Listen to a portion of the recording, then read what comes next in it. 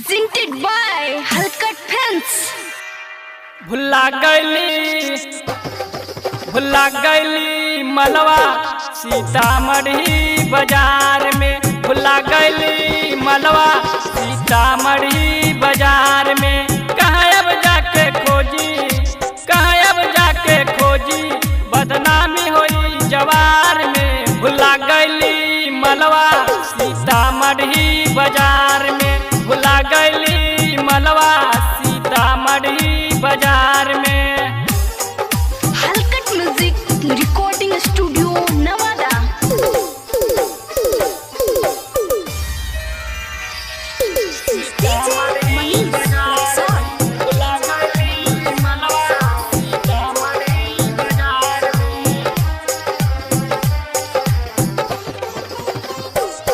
कितना माना के ऐनी मेला हो गईल ऊपर से झमेला।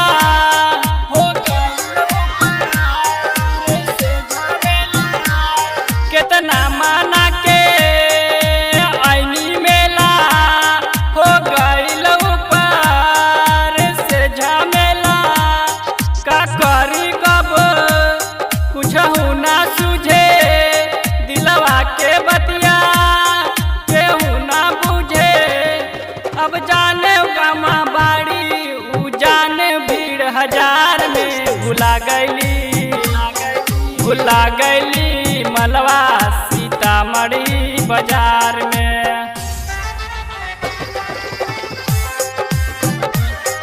भुला गईली मलवा सीतामढ़ी बाजार में। हलकट म्यूजिक रिकॉर्डिंग स्टूडियो नवादा। जब जानी लोगवा तुम्हारी तना माई बाबू ना दिहे खाना। माई बाबू ना दिहे खाना। जब जानी लोगवा तुम्हारी तना माई बाबू ना दिहे खाना। रोके ई दिलवा फरियाद करेला हर राम बहुत ही याद करेला। कमी कदेले रहे जितेंद्र तोहरा प्यार में। भुला गईली मलवा सीतामढ़ी बाजार में। कहाँ अब जाके खोजी बदनामी होई जवार में। भुला गईली मलवा